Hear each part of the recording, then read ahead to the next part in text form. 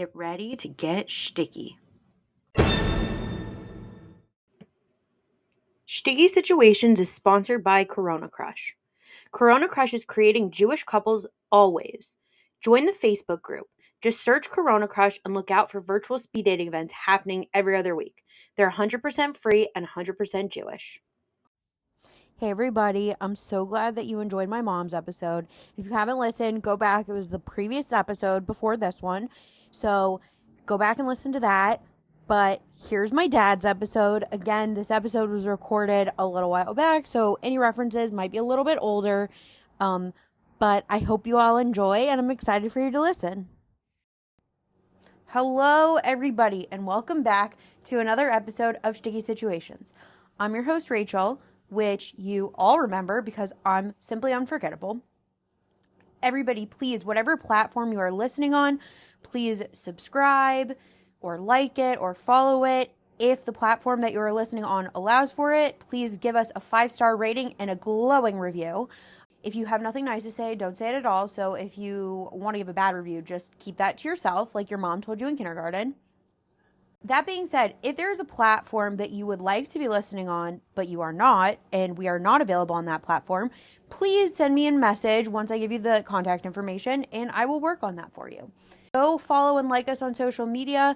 Follow Sticky Situations page on Facebook. Follow Sticky Situations Pod on Instagram. And follow Sticky Situations Pod on TikTok. And everybody, if you would like to come be a guest on my podcast, or if you want to date me or any of my single guests, I have applications up and ready. You can find them in the highlights on the Instagram page, or you can just send me a DM on Instagram at Sticky Situations Pod, or you can send me an email at stickysituationspod@gmail.com. As you know, our great sponsors, Corona Crush. I also post the link for the application to be a guest on each post. So if you're not already a part of the Corona Crush Facebook group, go join the Facebook group. Watch out for my posts. Also watch out for their events. Go sign up for an event. But you can also find the applications and you can apply right there. I love having guests. I love hearing from all of you, Sticky Situation Nation. So feel free to come on the podcast. I'd love to have you. So today I have an extra special guest joining me. And yeah, you guys are in for a treat. So everybody, welcome my dad. Dad, welcome to the podcast. Thank you. It's nice to be here in my own house, sitting next to my daughter, who's been here for 2 weeks for Thanksgiving. Yes, that is true. I don't know when this episode is going to be released, but we're recording it while I'm home for Thanksgiving. I'm sitting next to my dad on the couch in his own house, so I'm welcoming him, but I guess he's also welcoming me. But like, this is my house too because I grew up here. But that is what it is. So, Dad, can you tell my listeners just some basic information about yourself? I ask this to all of my guests. Can you tell my listeners your age, your location, your relationship status, and your religious denomination? I'm a 60s baby, and I'm married to a very lovely woman. Who's also happens to be my mother. That's still her mother. By yes. some coincidence. Although you wouldn't know it. Rachel definitely takes after me. Yeah, except I look exactly like my mom. And I'm in Columbus, Ohio. I was a 60s baby. Fred Flintstone and I are the same age, so you could figure that out. And he's my hero. So, yeah, and he has a little figurine of him that he keeps at the Shabbos table. I do. And your religious 29 years ago, we were looking for a house, and we found a house 4 houses away from the synagogue. So we walked to shul no matter what, and we belonged to a modern Orthodox shul. He identifies as modern Orthodox, although sometimes he like goes all yeshivish and is like, I'm like, okay, I just don't even know what you're saying. So, but he's not actually yeshivish. No, but worry. I do study in the Kollel, and those are all yeshivish. Yeah, you guys should have seen it. Over COVID, some of us just like took to watching a lot of TV. My dad would just join every single Zoom class that there was. Not every, but I still have some Zoom classes. So like my mom and I would be watching The Real Housewives on the couch, and my dad would be in the other room on some sheer, literally every night. He had a different class every single night of the week that he would go in the other room and listen to on Zoom. I think he's dropped some since, but yeah. Well, now I go to the Kollel for live. Yeah. But yeah, he's very learned, everybody. But, okay. As much as I can be from Kentucky. Yes, he did not grow up in Columbus, but he will get to that in his stories. Mm-hmm. So, Dad, do you want to just jump right in and start? Let's hear some of your stories. Sure. It all starts way back in 1926 when my grandfather was a peddler and bought a store in the middle of nowhere called Somerset, Kentucky. So I grew up in a small town where we were the only practicing Jewish family. So it put me in a very unique situation that I was really the only Jew. And everybody knew I was Jewish. Everybody knew my dad's store. Everybody knew my dad. And everybody knew me, even if I didn't know them. But it was a very unique situation because everybody respected us. And I had no anti-Semitism growing up. And, we were very vocal, very visual. We had newspaper articles about being Jewish, and my picture was in the local paper for my bar mitzvah. I might have been the first person bar mitzvahed in Somerset, from Somerset. So my mom would drive us 80 miles to Lexington for Sunday school, where I learned Hebrew enough to be bar mitzvahed. So growing up was very unique. My parents gave us, my sister and my younger brother, a very strong Jewish identity. And, from day one we were Jewish. Day one we were going to marry Jewish. So dating in high school, I really didn't do. As you'll see, I mainly stayed in groups. So I was in the band all of my high school 4 years. So I hung out with the band members. We'd go to the dances. I would go with a bunch of band members. So, except for my senior prom, there was some girls in our class. Our class was very small, 152, and you could take a junior or a senior to your senior prom. So some of the girls actually went around matchmaking everyone. So they would ask you, do you want to go to prom? And if you said yes, they would find a date for you. So I had a very nice date. She was a junior. So that's really most of the extent of my dating as far as high school goes. Hanging out with your band and... Right. I mean, to be very honest, it's not that much different in small Jewish private school where there's 20 kids in your grade and you don't want to date any of them because you knew them since preschool. Yeah, I guess you could say that's true. But you always went to Shabbatones, you went to summer camp, so you knew all the Jewish kids from the surrounding area. Yeah, that's true. So you knew a lot more people. I knew a few of the Jewish kids from Lexington, but not real well. We just never spent that much time in Lexington. So my aunt was in Lexington, so we would just stay with her. So once I graduated high school, I went to the University of Kentucky, where again, there wasn't that many Jewish people there. Although my last couple of years, they did have an AEPI for about 3 years, and I did join that.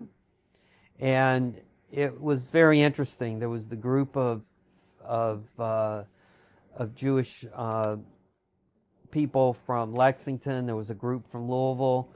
And then there was like me, all these kids throughout Kentucky where their parents had the store, whether it was a hardware store or furniture store, that had come to Kentucky. But I would say that everyone left. I mean, I had no desire to go back to Somerset. So in college, I dated some, but again, mainly we were all in groups. I went to UK for 5 years, got a chemical engineering degree. So my last 2 years, I lived in the co-ed dorm. Now for Kentucky, it was by floor. So there were restricted hours that you could go on, like the girls' floor, or they could come down. But about within 6 months of my fourth year, I started going to dinner with a bunch of the girls from upstairs. And so it got to that every night I would go with a bunch of girls. So one of the guys downstairs made a comment that they were my harem. And I was pretty embarrassed. It was just you and a bunch of girls? Yeah, and I denied it, But then the girls upstairs heard it, and they became my official harem. Oh, gosh. So you had groupies. So for the last year and a half of my college career, I didn't go anywhere where I wasn't with 4 or 5 girls. So it was pretty funny. So were any of them Jewish? No. One was a devout Catholic. And the other may have been religious or not. One was engaged. Another had a boyfriend. So it wasn't like I was really dating them, but we just went out and did the parties and did the ball games. And so that was very interesting and a lot of fun. So then after I graduated, I was in Somerset working for a year, and then I moved to Louisville and worked for 4 years. So while in Louisville, I met a few people, and they had some Jewish singles. There was a group in Louisville, and again, it got to be a group that I would hang out with the group in Louisville. One interesting story is that we would have the Jewish singles party right around the Derby. There's no better place than Louisville the 2 weeks before the Derby. There's a lot going on, and they have these big outdoor beer and wine gardens. They have all the circus type food. They'll have 2 bands alternating, usually a country and a rock and roll band. And you buy this little plastic pin, they call it it's a Pegasus Association. It's a little Pegasus pin, and it's like $1, and the money goes to for charity, and they do a lot of good things around Louisville.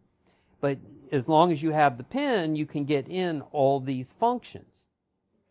So so we would go hang out at the beer fest and listen to the bands, and it was a week before the Derby, but they had there was a year that it was freezing that whole week, so then they expanded it to 2 weeks before.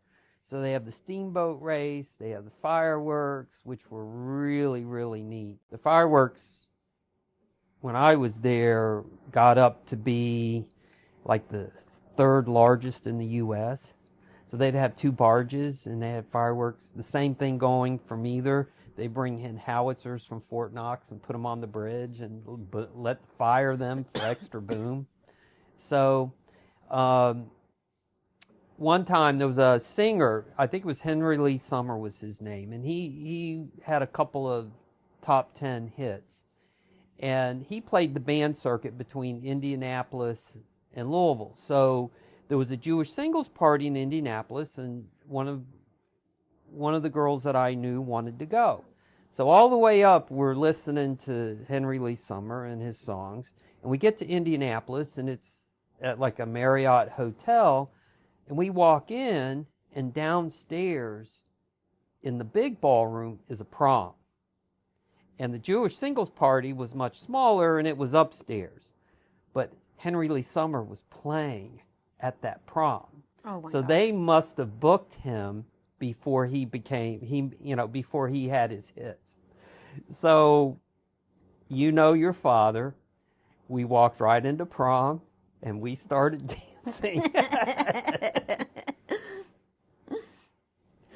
So until they kick you out? They very nicely asked us to leave. But we had danced for one song to Henry Lee Summer. That's funny. Yeah.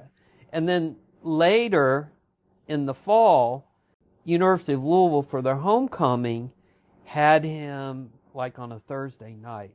They had some sort of homecoming thing on their practice field. So we got to listen to him again. So that was all pretty neat. So this Jewish singles, they had a couple of parties throughout the year. I met quite a few people. And again, we hung out in the groups. We kind of helped with the organizing of the party. And then two of my friends decided to go on a Jewish singles cruise. And I'm like, I didn't have much vacation, and I couldn't see basically blowing all my vacation in February for a cruise. So the St. Louis JCC sponsored this cruise, and they went, and they had a great time. So that was in February. So the Derby is the first week in May. So the last week in April, they had the Jewish singles party.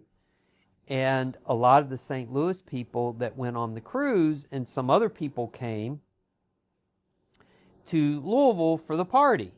And one of my friends introduced me to almost everybody. So I got to know the St. Louis crowd, and there was some other people that had gone on the cruise that came in. And then later that summer, I would go visit my aunt and uncle in Highland Park, Illinois, which is north suburb of Chicago. So they had a cruise reunion. The official cruise reunion was in Chicago. And I thought, I'll go at the same time. And I went to their big party and did some things with them. But, which I met more people. So every summer of college, probably toward the end, the last 2 weeks, I'd go to Highland Park. I would go in, I would visit my aunt and uncle, and I had two cousins there. One was like 2 years older than me, and one was 5 years older than me. So I would hang out with them part of the time. The one that was 5 years older, Susan, she worked downtown. She was an attorney. So I would take the train downtown, hang out, and then go to lunch with her. And then a few times, she and a girlfriend of hers would sneak me into the bars in downtown Chicago, which was a real thrill because Were you underage? Oh, I was definitely underage. Oh. And I look underaged. You didn't have the mustache yet? No, I did not have the... My dad has had a mustache since I've known him, ever since I've known him, for the last 29 years. And Right. also ever since my mom has known him. So I don't even know what he looks like without the mustache. They've asked me to shave it a few times. I started growing the mustache January 1st, 1985. Wait, here's my question about the mustache. Uh-huh. If I ever have a wedding, will you shave the mustache for my wedding? That would be really weird. Why? Because no one will recognize me. Yeah. I mean, all the pictures I'd be without a mustache. I mean, you don't want people looking at me. You want people looking at you. Fine. Can you shave it for Sheva Brachot? If I could. I told you, if you got 100 people to sign a petition, I'd shave the mustache. And you never got 100 people to sign a petition. Yeah, I just never did it. He said this in high school, and I definitely could have gotten 100 people. I could probably still get 100 people now to sign it. Okay, I'll shave it. I could always grow it back. But I started growing the mustache January 1st, 1985. That's how old the mustache is. So way older than me. So from January 1st, 1985 to April 18th, 1985, I grew a beard and a mustache. But I wouldn't call it a beard. So about that time, at that time, I went home to Somerset because I was in Louisville at the time. And I went home to Somerset, and my mom said, "You're shaving that beard." She gave that, it's terrible, because it wasn't really a full beard. So I shaved the beard and kept the mustache. So I've had it ever since. It's interesting that she didn't tell you to shave the mustache, too. I kept it. So that's my trademark now. Yeah. My mustache. Everyone knows him by his mustache. Yeah. So getting back to Louisville, getting back to Highland Park. So I would go and I would visit my cousins, and my aunt would give me a list of Jewish girls that she knew. In Chicago. In Chicago, or knew their parents. So I would start calling girls, and I would go out with 3 or 4 in the 2 weeks while I was there. So that was very, very interesting. There was one girl that I liked, and I went out with her a few times, but you know, the difference between Kentucky and Louisville or between Kentucky and Chicago was far distant, so nothing ever developed. Would you have moved to Chicago? I might have, yeah. You would have all the Romanians that you want. I know. We'll get into Romanians in a little bit. For anyone who knows Chicago, or is Yes. from Chicago. Yes. So I would go out. I would have several dates, and then when I didn't have dates, I'd be out with my cousins, and or my aunt and uncle. So, and there was plenty to do in Chicago. Were any of the girls really weird? No. They were all normal? Yeah, they were all pretty normal. Oh, that's no fun. Yeah. Well, my aunt scrutinized the list that she was giving me. They went to a very large Reform synagogue, so they had plenty of friends, and they knew plenty of parents that had girls that I could go out and date. So she screened everything. Oh, okay. So yeah. So she knew a lot of them she knew. So, but it was a really fun time that I did at the end of every summer. So one of the last summers I was up there was this cruise reunion. And again, I met more people, and that's when I really decided that I would go on the next cruise. So, because first of all, it was a lot of fun. Second of all, I already knew a lot of people. Did the people go on it more than 1 year? There were people that went on. There was a group of 30 to 40 people from St. Louis that went on the cruise every year. Oh, wow. Yeah. So they had already been on the cruise probably, I don't know, 4 or 5 years. Oh, okay. Yeah. Interesting. Yeah. So yes, they as long as I guess that they were single, they would go on the cruise. Well, So the next year, I signed up for the cruise. I signed up early, and I guess because of that, my cabin was on an upper floor, where most of the other people, their cabins were like on the 2nd or 3rd deck. Mine was up on the 7th deck, close to the honeymoon suite. So I had a roommate. He was from Boston, and he would get up early. He would get up by 8 or 8:30 in the morning, but which was good because it would wake me up, because I would stay up late. I stayed up late every night. So when I got on the cruise, I already knew the 30 to 40 people from St. Louis and several other people that I had met that came back for a second year. There was a group from Louisville that came back a second year, and people throughout. But you instantly met new people. Every night at dinner, you would sit with a different group, and sometimes you knew what the group was. Like everyone had birthdays in April that were at my table. And then I guess there was a night that maybe we were all exactly the same age. The first night we were with our roommates, but I know the second night, again, I was with groups again. They had a captain's party, and I had met these 2 girls from Texas. And I went to this captain's party, and one had a bright blue dress on, and one had a bright red dress on. I remember we went into the captain. part of the Jewish singles cruise? Yeah. So I went to the captain's party, dinner. We had dinner with him. So I met those 2 girls, and then I met a group that stayed up really late. They would stay up to, I don't know, 2 or 3 in the morning every night. So I would do what I would do, and then about midnight, 12:30, I'd go find them and then hang out with them until I went to sleep. So by the end of the cruise, I was totally exhausted. I was so tired. It was because my roommate would get up early and get me up early, which the last thing you want to do is sleep all day on your cruise. So the first port was Cozumel. And with my group of girls, we decided to go to Tulum.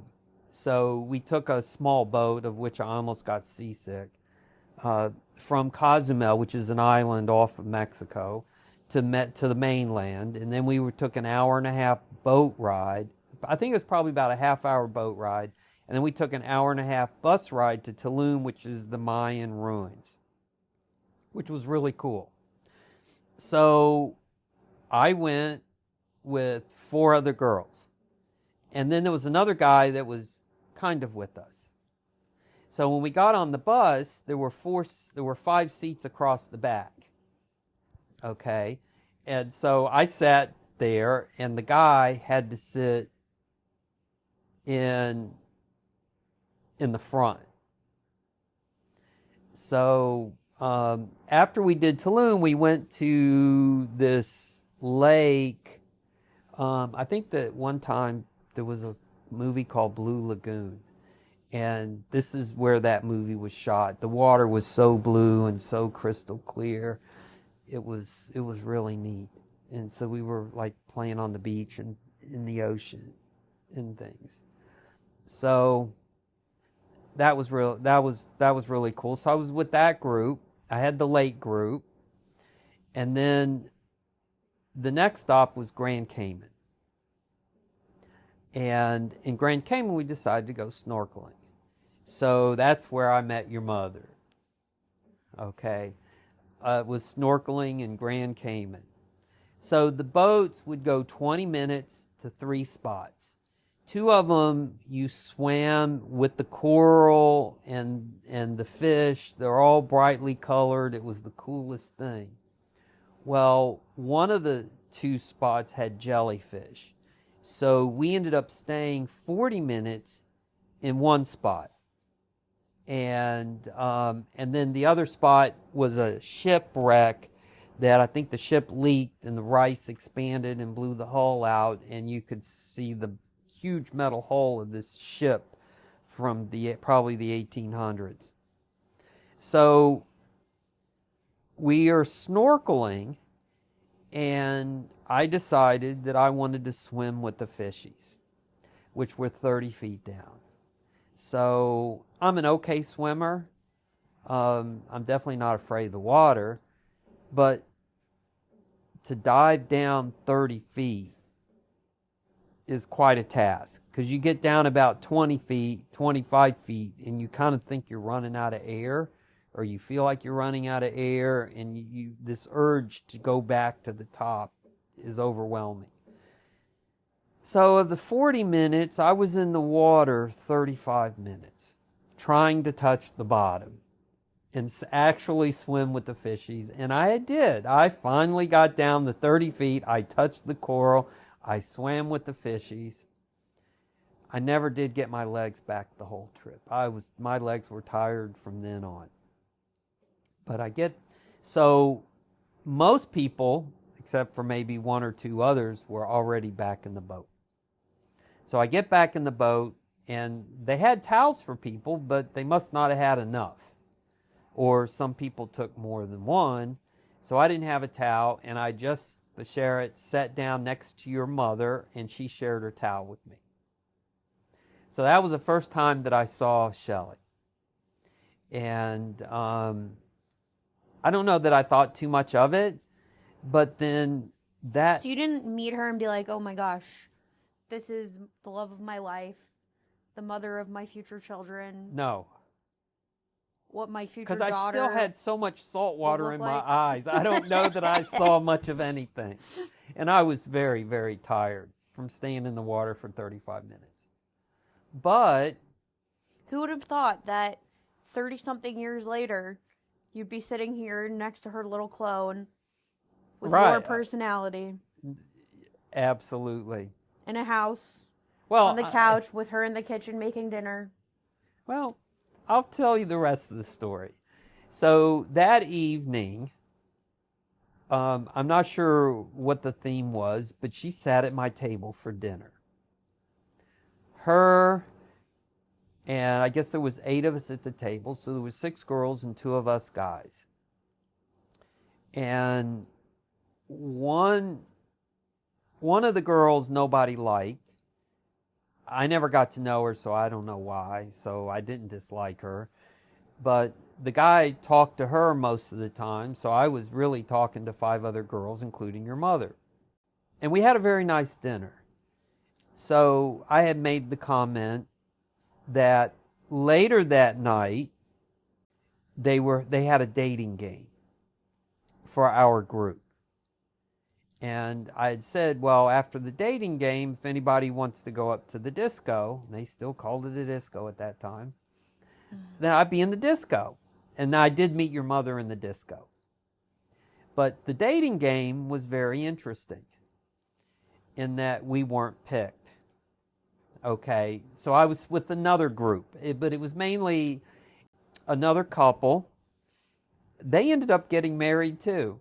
So there were 4 couples out of the 150 in our group, 150 to 200 Jewish singles. I guess there were 200 Jewish singles on a boat of 1,500 people. Out of the 200, there were 4 couples that got married. Wow. And you were one of 4. I was one of 4. So did you all go to each other's weddings? No, one of the couples that we were good friends with ended up getting married on the same day that we did. Oh, that's unfortunate. We weren't very happy about that because we had our date first. But what can you do? Yeah. So the other couple, there was another 1 or 2 couples that we were friends with. I'm sure they went to their wedding instead of ours. Because I got married in Des Moines, Iowa on a very cold October 21st day. So it wasn't the appealing place to be. But don't worry, everybody. Whenever I get married, Sticky Situation Nation, you can come to my wedding. I don't know where it'll be, but it's going to be on Labor Day weekend. Labor Day weekend, okay. Labor Day weekend. It'll be warm. All right, this Labor Day, we have time to plan. Oh, probably not this Labor Day. Maybe like 2030 or 2040. But... No. No, at that point, if I'm not married yet, I'll just elope when I get married. I was telling my friends this other night. I'm like, if I'm like 40, I'm just going to elope. No, you won't.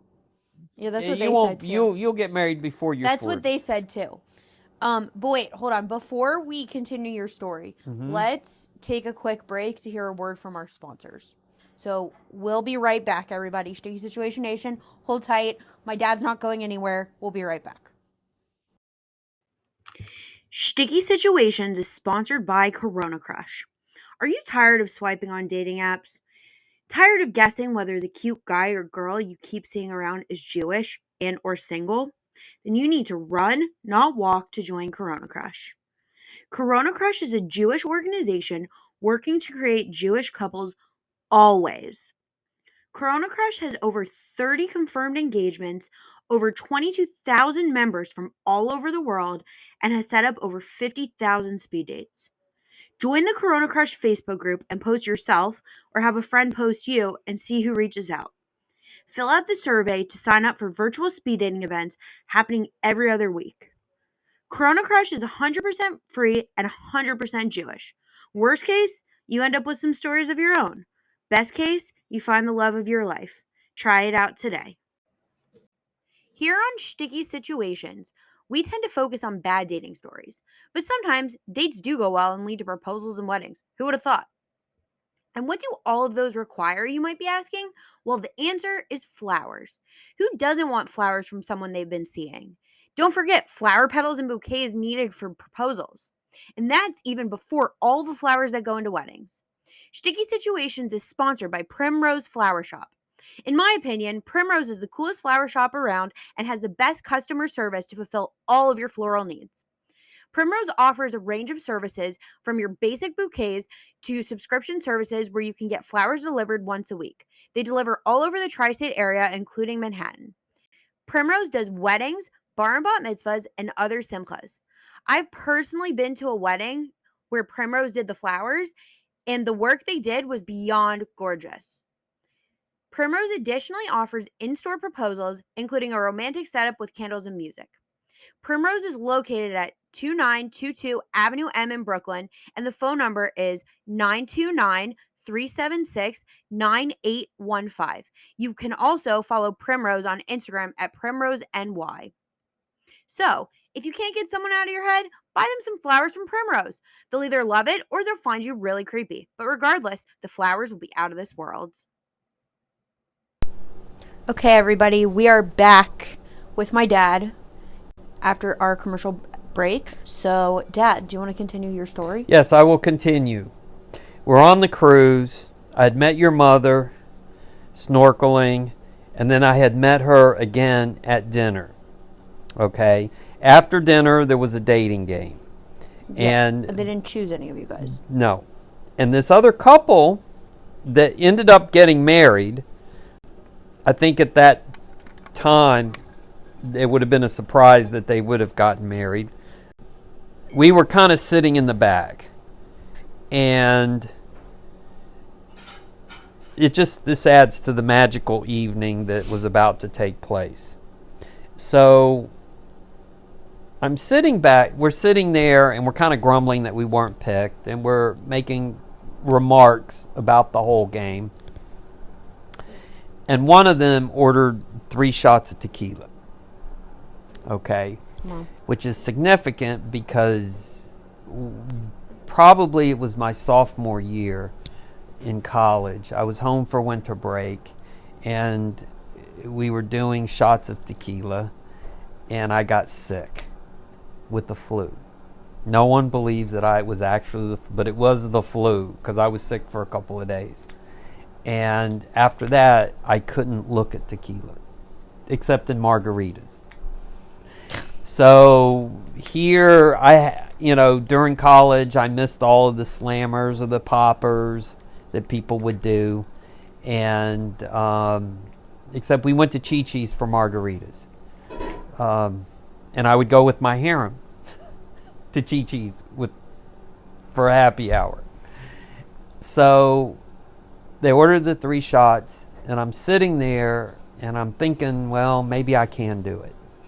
And of course, the door out to the deck is very close if I couldn't. And we decided we would wait till after the game to do the shots. So I had about 15 minutes to think about this. And then afterwards, and I did the shot, and it was good. And I was very happy. So then each of us ordered a round of tequila shots. So I had 3 shots there. So I was feeling pretty good by the time that I met your mother in the disco later.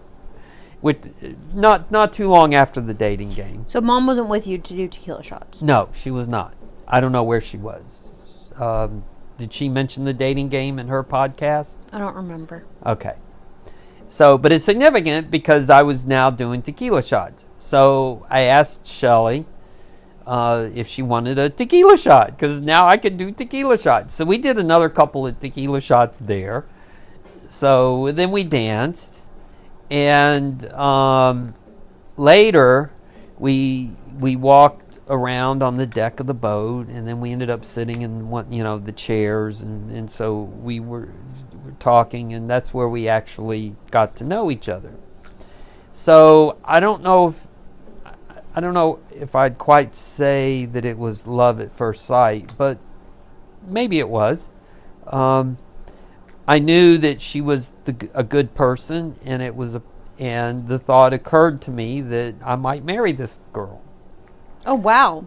Just on that first night? Yeah. I mean, my advice to everyone out there is Shelly and I are totally different people, but we're both good people. And when you meet a person that is really good, then it's worth spending the rest of your life with them. I mean, that's the number one. If they're a good person, and your mother is a really good person, a little better than I am, because I tend to be on the chaotic side, where Shelly follows everything by the law. She's if you ever played Dungeons and Dragons, and I did do that in college. My dad was a nerd in college. Yeah, engineer and the whole bit. Apparently he had a harem, so. And I had, I had a harem. Did they play Dungeons and Dragons with you? No. Were they cool? They were, they were pretty cool. Oh, okay. So that's where I got to know your mother was on the deck of that boat, and the rest of the time I really spent with her. Getting to know her. We went to Jamaica together. So the next stop was Jamaica, and we were together, and her sister had met someone, and the four of us kind of hung out. Well, in Jamaica, they have this bazaar where they sell all the tchotchkes and things. I think I bought a hat and bought some other, maybe maracas? A shirt. And the maracas, I bought the maracas there. Well, one of them called me, whether it was Shelly or her sister, called me by name. And it went through the whole bazaar what my name was. So every time I would walk up to a new booth, they'd go, Fred. They knew who I was. And they go, Fred, do you want this? Do you want that? Do you want this? So, including drugs. Did you buy any? No, I did not buy any. What type of drugs? I didn't ask. Oh. I know marijuana. We later hired a taxi driver to take us around Ocho Rios, and he offered, "Do you want to buy some marijuana? Do you want to buy some marijuana?" They had cautioned us that when you go back on the boat, there's Jamaican police there, and the story was going around that they'll tip the cops off that you have something, and they'll search you, and then you'll be in big trouble. And then you go to Jamaican jail. Yeah, and not on the cruise. Yeah. So there was no reason to do that. And but that bazaar was really, really neat that everyone knew my name. And then we went around with the cabbie. In Jamaica, I bought 6 bottles of rum, figuring that you could take 2 off, and figuring that we'd have a big party. Well, the next night, Thursday, we were sailing, and the ocean was choppy, I guess, and the boat was swaying back and forth, and nobody felt like drinking anything. So then the last night, when we went to the cabin for the first time, I guess everyone in our group had a bottle of champagne. And the last night, I would say half the people hadn't, and we didn't drink ours in our room, hadn't drank the champagne. And so our whole group went on one of the big decks of the ship. It was outside, and half the people brought their champagne. So there was plenty of champagne for everybody. So we had a big champagne party out on the deck of the ship.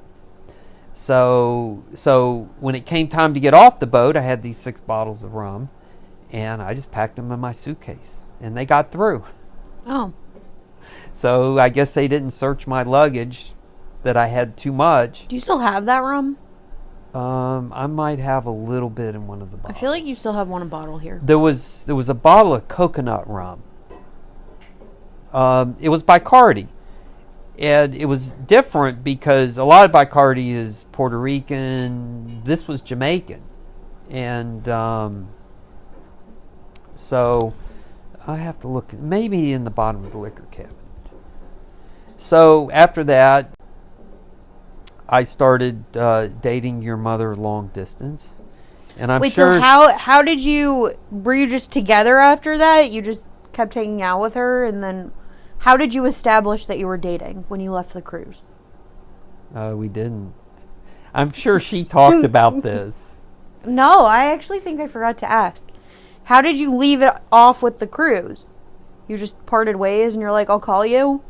Yeah, but I would only call her once a week. She talked about that. I didn't like talking on the phone. I also, that's where well, then what happened now? Because that's where I got it from, because I also don't like talking on the phone. But you talk on the phone all the time now. But it was like, in Louisville, I had almost something every single night. Yeah. So I told Mom that on her episode that if you were a guy dating me and you only called me once a week and that's the only time I talked to you, we would not have gotten married. Well, times were different then. We didn't have cell phones. We didn't That's true. text. If I don't hear from a guy, you didn't have. I mean, there was some internet, but not a lot. No, there's probably no internet. No, there is no internet. Wasn't the internet invented in the 90s? Yeah, there was no internet, so I'd call her occasionally, and she was busy too. So the first time that she came in was for the Louisville reunion, which would have been in May. So the cruise was sometime in late February. So she came in for the cruise reunion. So that's where That's the first time you guys saw each other after the cruise? I think so, yeah. Okay. From what I remember. Okay. So, and then that summer, they had the reunion in St. Louis. So we all went to St. Louis for the reunion. And so then I saw her there at that reunion. And then we started going back and forth. She has a huge family that was good for 2 or 3 big family functions, where they were bar and bat mitzvahs or weddings. And so we would meet in Chicago. We went to Minneapolis for, I think, a wedding and then as far as Des Moines and then Kansas City. So we would meet in all these places, so that, I didn't necessarily go to Des Moines every time, and she didn't necessarily come to Louisville.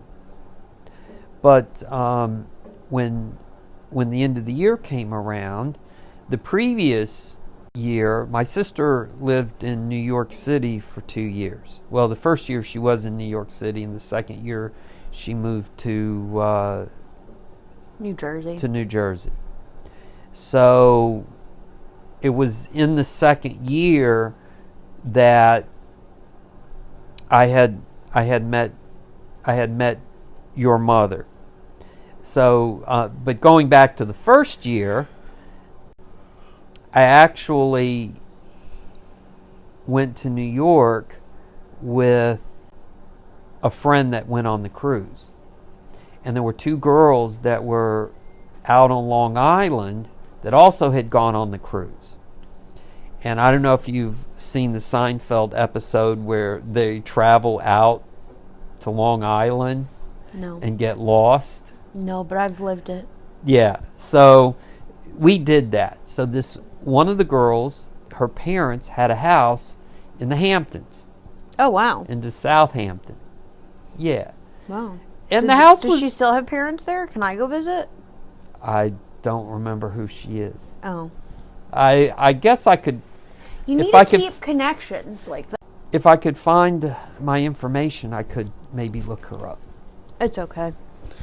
Some random guy she met once who had a daughter 30 plus years later wants to come. The daughter wants to come. Well, I remember we were out and they had it wasn't a Southampton's mansion, and it wasn't on the ocean, but it was close, and it was a nice house, and they had a fairly large pool. But what I couldn't understand is how come they didn't have a hot tub? Yeah, wasn't it winter? Yeah, it was winter. Oh. So, we also went one Memorial Day, Labor Day. We also went one Labor Day. So maybe we went, seemed like it was warm though. maybe we went out to the Hamptons like on that Labor Day. And so we did the Hamptons thing because there's some bars out there. And then we took the train back. I think we got a ride with them or somehow out there. And then we took the train back. So that was the previous year. But then when your mother came, we stayed with my sister. And we had a tour of New York City. So we had a week to play around New York City. So all this time getting to know her. So 2 years after I met her, I asked her to marry me, and she did. And then How did you propose? It was in Louisville. I built a fire in the fireplace. How long did you plan it? Huh? How long did you plan it? Like, how long ahead of time did you know you were going to propose? Like, planning the proposal. Oh, I don't know. I mean, I had months because I didn't see her but every couple of months.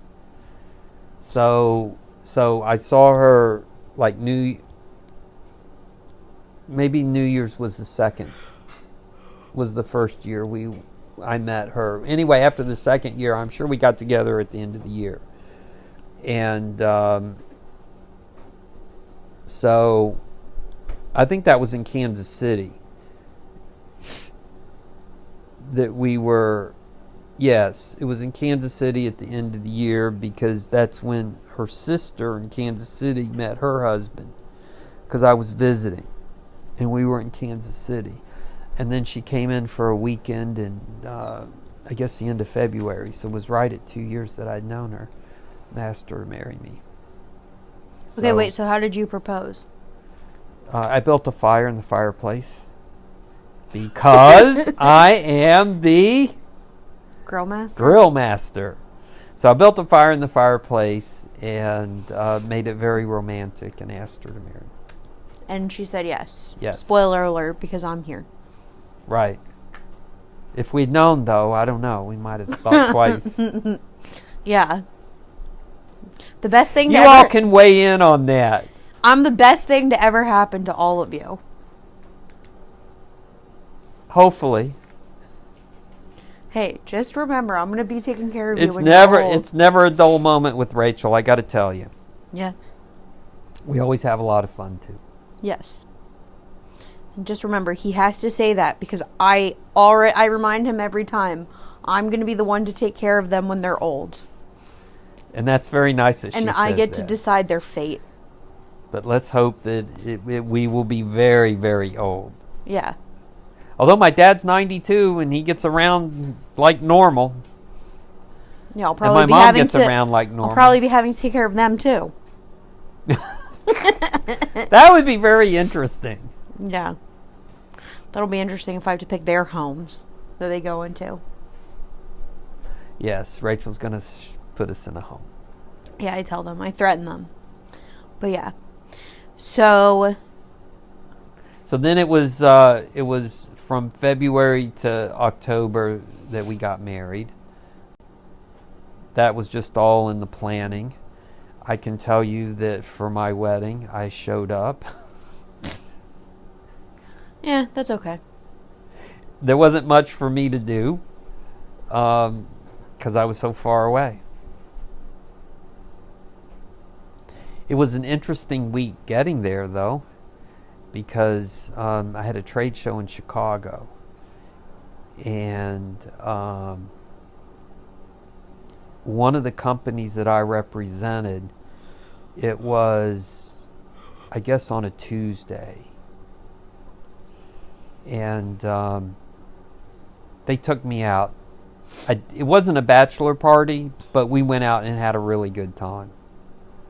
We started out at a sushi restaurant, and then we went to a piano bar. And they went out of their way. Well, I can't drink that much anyway, but they made sure that I was intoxicated, very intoxicated. And then we went to then after that, we went to another bar that was like an Egyptian theme. And so At that bar, I called your mother. Were you calling her more than once a week after you were engaged? Probably not. I mean, I was busy. So how'd you go from talking once a week to living together? That was very interesting. But the thing is that we got married and we moved to a new place, Columbus, Ohio. So it wasn't like she came back to Louisville or I went to we went to a totally new place where I only knew one person in all of Columbus. Okay. So there was, and I met him in Louisville. He was from Columbus. He was working in Louisville. And shortly after, I met him at the Jewish Singles Party. And shortly thereafter, I guess he moved back to Columbus. So then when I came to Columbus, I looked him up, and I actually, before I got married, I actually he had a 2-bedroom condo. And I actually rented one of the bedrooms for like 4 months before, because I was in and out between Louisville and Columbus. So I actually rented one of the bedrooms from him until I got married. And then we had our apartment for 6 months. That was pretty far from the shul. And then we moved across the street, much closer. Well, So getting married, our dating, we would see each other on the weekend. If we got together for and usually it was long weekends. I was with her, even though we're at a bar mitzvah or a wedding. There's a lot of family around, but when it was very intense. We would be with each other the whole weekend, okay, versus dating and seeing a couple of hours a couple of times a week or however normal dating goes. So that's why Rachel is anything but normal, because Shelly and I were not normal either. Oh yeah, I'm definitely not normal. But I don't think anyone thought I was. I know. So that's basically how I met your mother. Yeah, that's your whole dating history. Mm-hmm. And there has been nobody ever since, except my mom. Of course. Yeah. Well, Dad, thank you for sharing all of your stories. Now, you kind of already gave a little bit of advice throughout, but can you give your piece of dating advice to my listeners? Okay. I'll repeat what I said. Shelly and I are totally opposite people. I'm a chemical engineer. I think very logically. Shelly bases her decisions totally on emotion. She's intelligent as well. She's just thinks with her heart more. That's emotion. Yeah, I know. So it's not an insult to her intelligence, though. No, absolutely not. So she does, because she uses emotion, she does tend to second guess herself some. And for me, I logically think of this to make the decision, and then once it's made, that's it. Let's deal with it. So, so we are very different people, but again, you want to find a good person. And in case anyone was wondering, I'm a total mix. I think logically, and then I second guess myself. So she's the best of both worlds. Yeah. But she's stubborn like me. She argues like me. Yeah. And she's always right like me. Yeah. Actually, she's more right than me. Yes.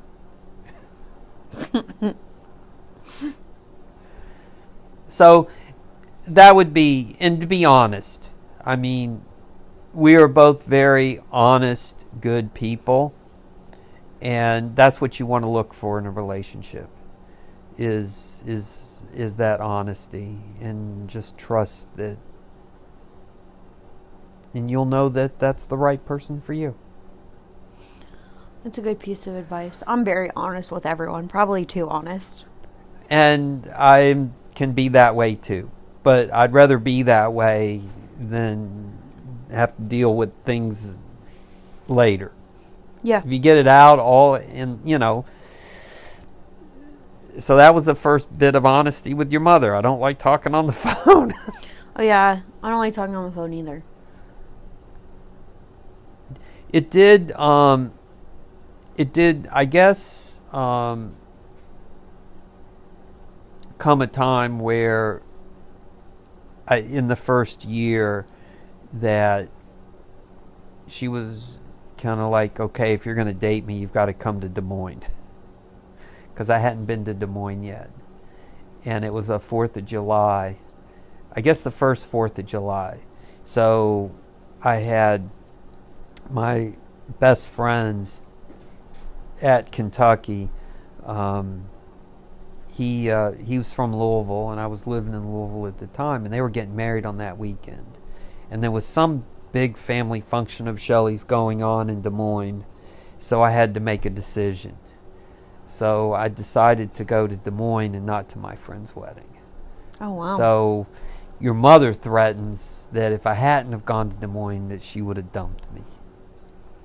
Well, I guess it's a good thing you went to Des Moines. Right. My mom just made a face when you said that. That's what I hear, or kind of what I've been told. So, but my friends haven't forgiven me for missing their wedding. Yeah, I don't know if I would either. But it's fine.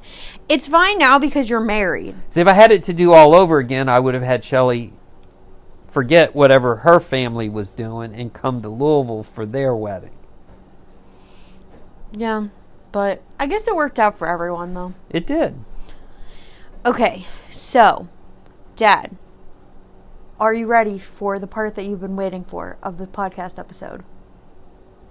What is your Real Housewife tagline? It's, I'm the master of the grill, I'm the master of the mustache, and I'm the master of the margaritas. And yes, he is. He always gets called for any event that involves grilling. Anytime anyone wants to mix a drink, and I got his mixology skills, in case anyone was wondering. And then, yeah, we already talked about the mustache. Mm-hmm. But, well, Dad, this has been a pleasure. Very interesting. Thank you for coming on the podcast and telling my listeners your story. And I'm glad it all worked out, because or else I wouldn't be here. Doing this podcast. And I guess Sticky Situation Nation, that means you should all be grateful that it worked out also, or else I wouldn't be here doing this podcast for you. Well, I'm glad that I could be here for you, Rachel. Okay. Thank you again, Dad.